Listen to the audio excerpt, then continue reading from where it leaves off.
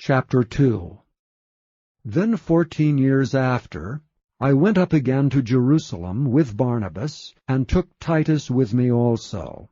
And I went up by revelation, and communicated unto them that gospel which I preach among the Gentiles, but privately to them which were of reputation, lest by any means I should run, or had run in vain. But neither Titus, who was with me, being a Greek, was compelled to be circumcised, and that because of false brethren unawares brought in, who came in privily to spy out our liberty which we have in Christ Jesus, that they might bring us into bondage, to whom we gave place by subjection, no, not for an hour, that the truth of the gospel might continue with you.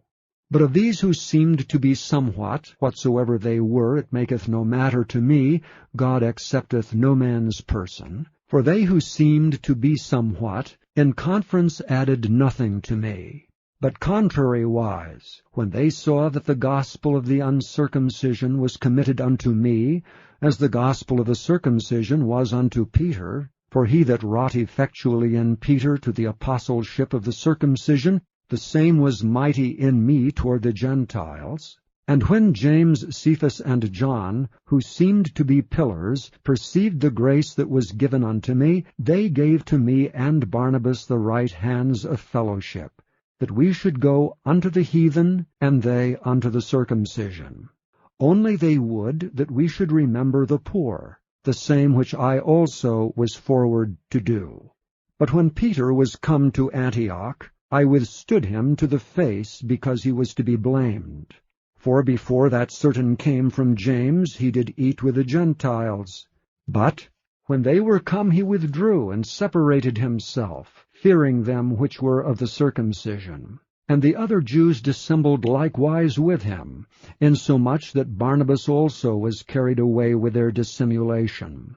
But when I saw that they walked not uprightly according to the truth of the gospel, I said unto Peter before them all, If thou, being a Jew, livest after the manner of Gentiles, and not as do the Jews, why compellest thou the Gentiles to live as do the Jews? We who are Jews by nature, and not sinners of the Gentiles, knowing that a man is not justified by the works of the law, but by the faith of Jesus Christ, even as we have believed in Jesus Christ, that we might be justified by the faith of Christ, and not by the works of the law. For by the works of the law shall no flesh be justified. But if while we seek to be justified by Christ, we ourselves also are found sinners, is therefore Christ the minister of sin? God forbid. For if I build again the things which I destroyed, I make myself a transgressor. For I through the law am dead to the law, that I might live unto God.